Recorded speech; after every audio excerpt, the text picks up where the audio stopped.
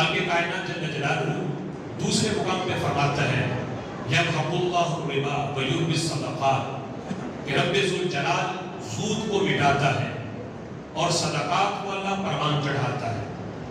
یعنی بظاہر بندہ دیکھے کہ سود سے تو مال میں اضافہ ہو رہا ہے کہ بندے نے یعنی مثال کے طور پہ کسی بینک میں 1000 رکھے تو ہر ماہ بڑھتا جائے گا, لاکھوں ہیں تو ہر ماہ اس میں سود لگ کے مال میں اضافہ ہوگا.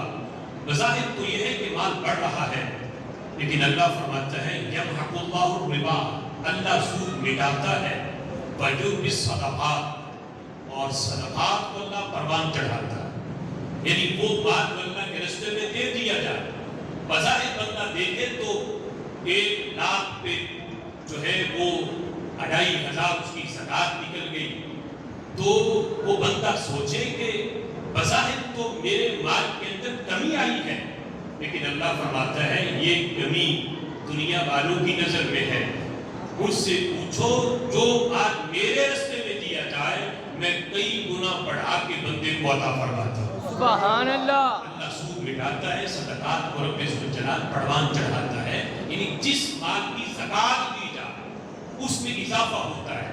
اسی طرح علم کی بھی زکات ہے کہ علم اگر چھپا کے رکھا جائے, اسے آگے بیان نہ کیا جائے, تو ایک دن آئے گا کہ وہ علم ختم ہو جائے گا.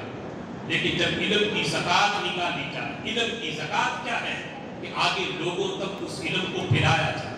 اور پھر زکات نصاب کے لحاظ سے ہے, جو ناظرہ پڑا ہوا ہے اس کی زکات یہ ہے کہ وہ کسی کو ناظرہ پڑھا ہے. جس نے حفظ کیا ہے اس کی زکات یہ ہے کہ وہ کسی کو قرآن کی کوئی صورت یاد کروائے. جو حدیث پڑھا ہوا ہے اس کی زکات یہ ہے کہ وہ لوگوں تک حدیث پہنچائے. جو فقہ کا علم جانتا ہے اس کی زکات یہ ہے کہ وہ لوگوں کو مسائل سکھائے. جو جتنی زکات نکالتا جائے گا رب ذوالجلال اس کے علم کو اتنا ہی بڑھاتا جائے گا. جس طرح زکات نکالنے سے مال بڑھتا ہے, اسی طرح علم کی زکات نکالنے سے اللہ علم میں اضافہ فرما دیتا ہے. سبحان اللہ.